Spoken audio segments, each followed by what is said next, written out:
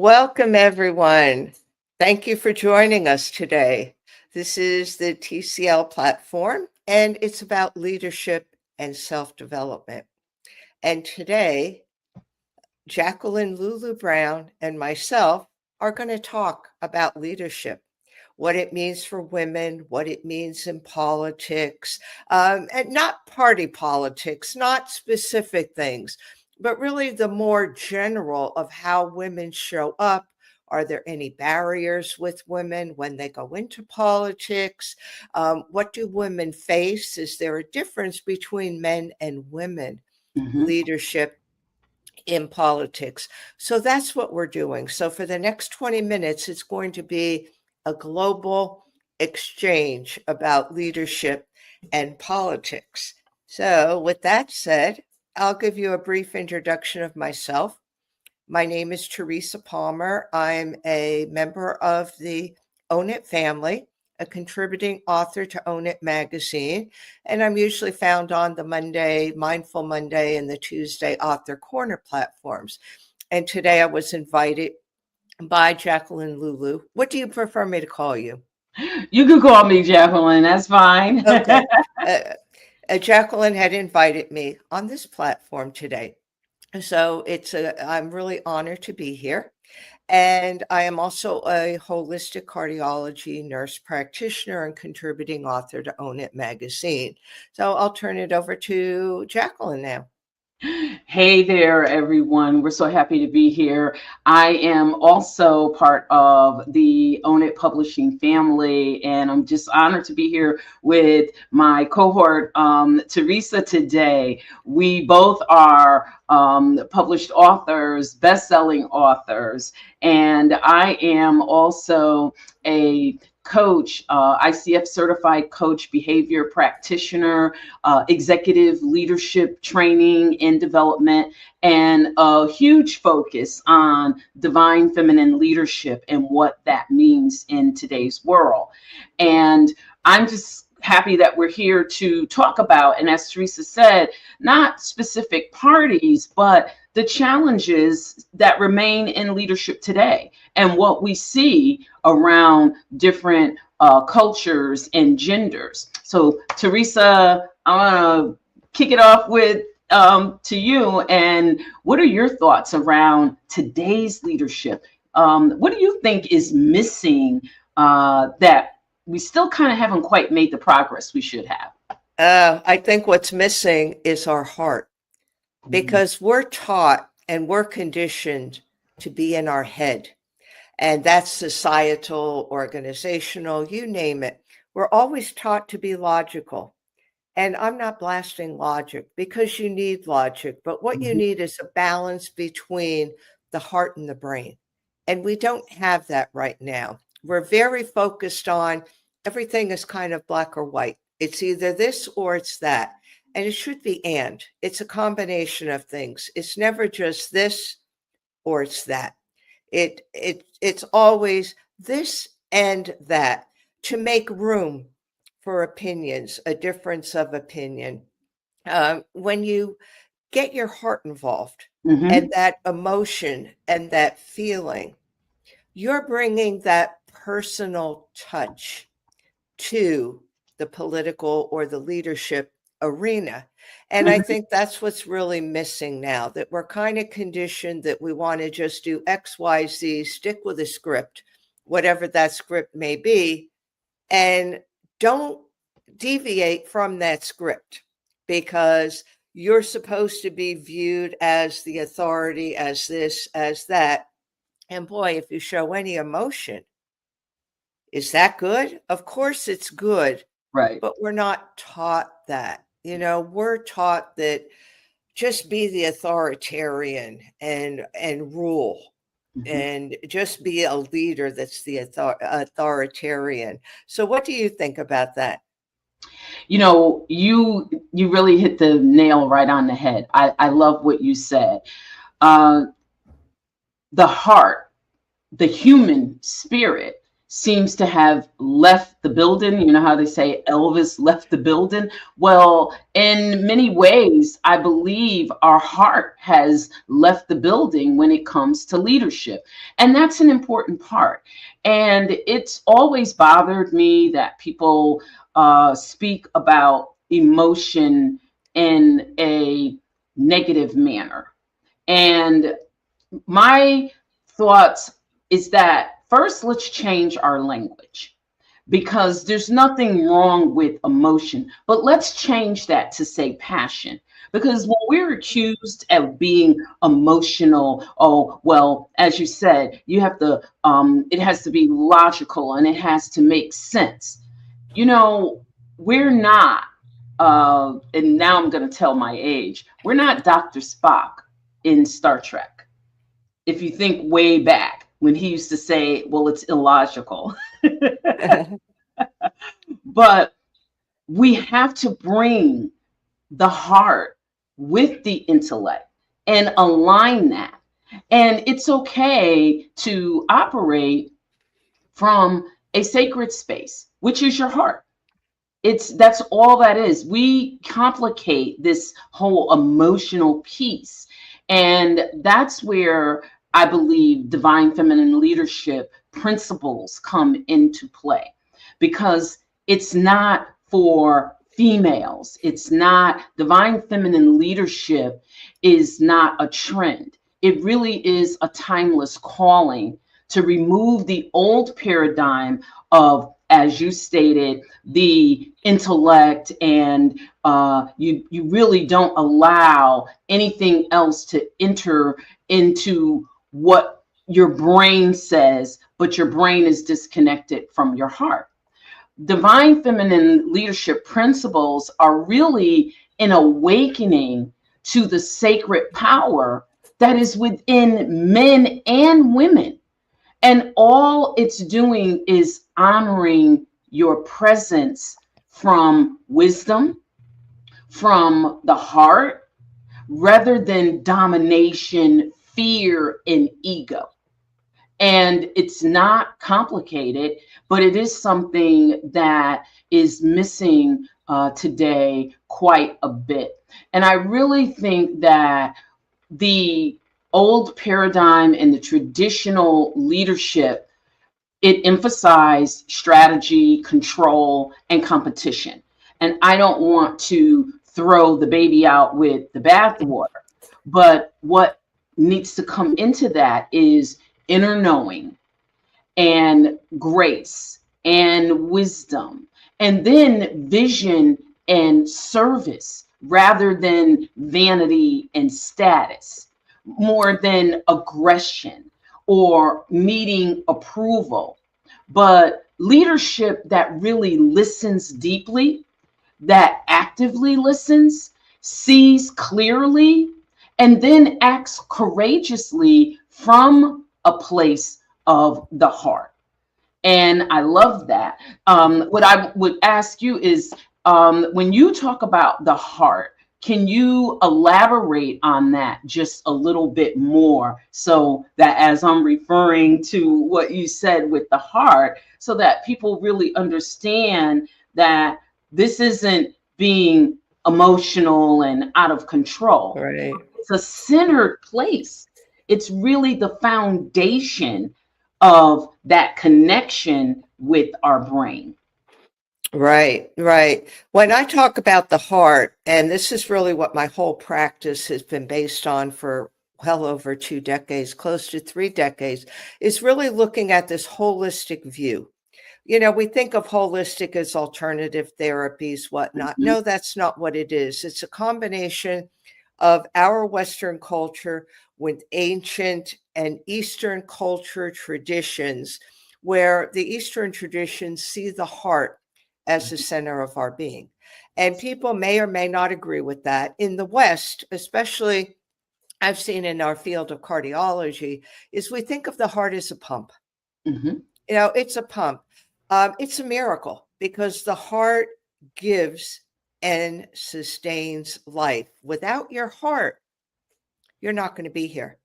3.5 weeks after conception, your heart is not only the first organ, but it's the first brain to develop. And I'll explain that further in a minute. And then at 4.5 weeks comes the brain in the head. Then at around 5 weeks comes the brain in our gut. And it's all connected through the nervous system. So Mhm. it's supposed to work together. So when we look at the heart is more than a pump. The heart is really, you could look at it as your intuition, your inner knowing. It's also your connection to a higher power. And it doesn't matter what you call that higher power. It's not a religious thing, it's a spiritual thing. And if these traditions have been passed down, I guess for like hundreds of years, there's got to be some sort of validity to it. Even though right now, science can't tell us about a lot about the spiritual aspect of our heart. Heart math has done a lot of research about the connection between the heart and the brain and the gut. And I think that's a very important piece, that when we look at our heart, we're not just looking at it as a pump, but we're looking at it as, yes, the seat of our emotions. It has a connection to our emotions. The heart has a brain.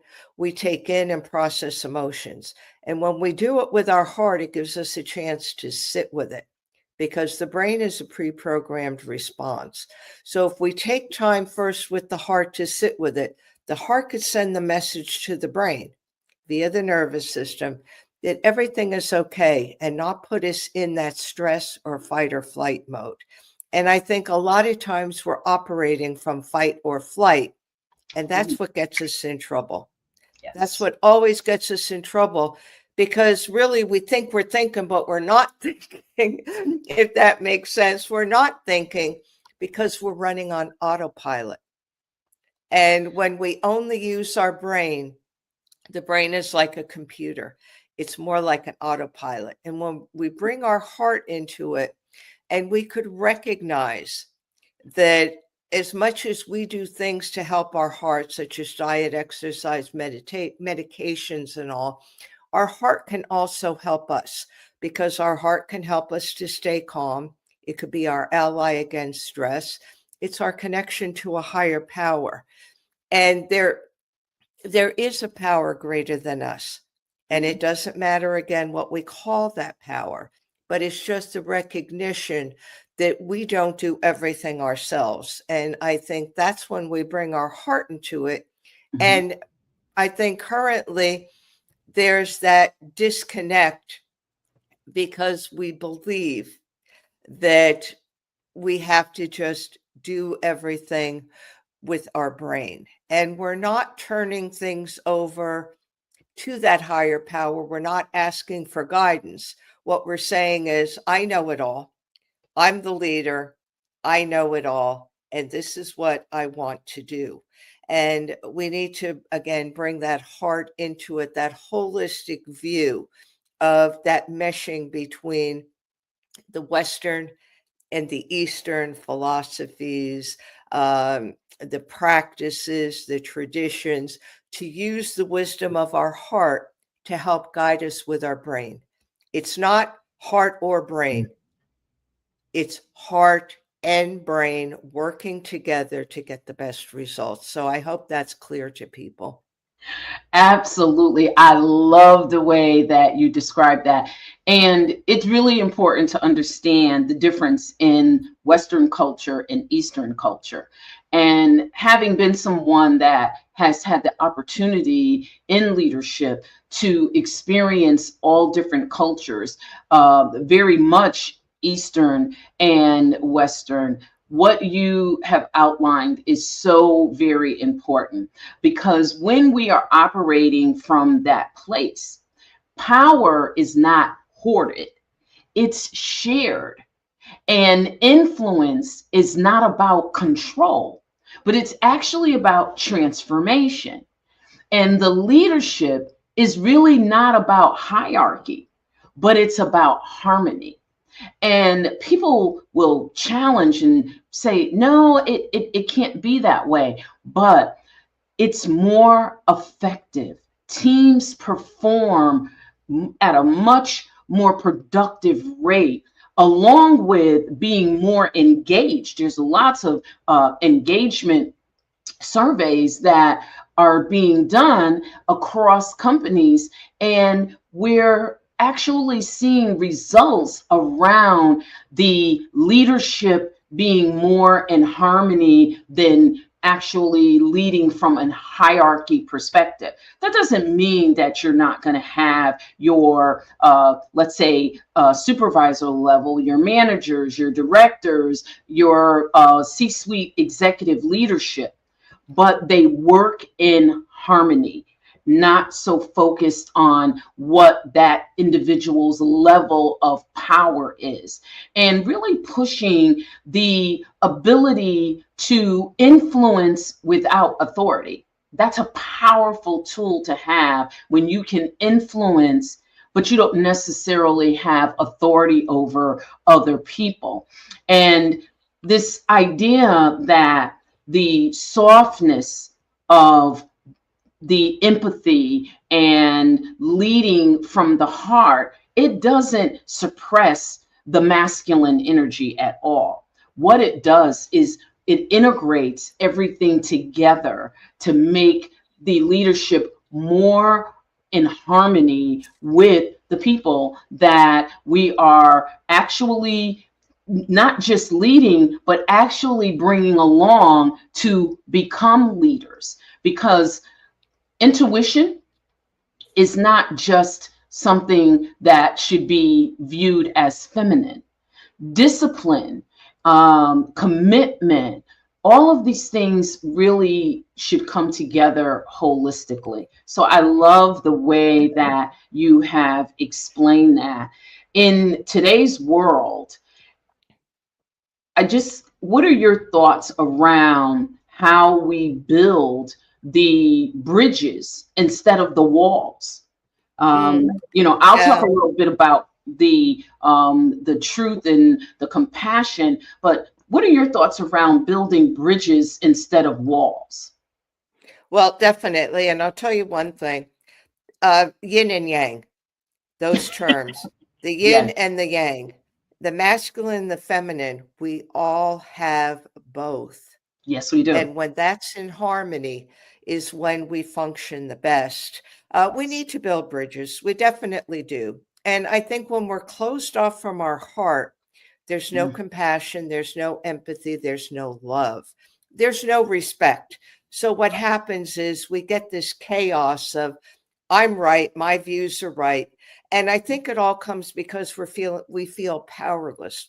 When we mhm, connect with our heart and when we get our heart involved with our brain, we mhm, have that power.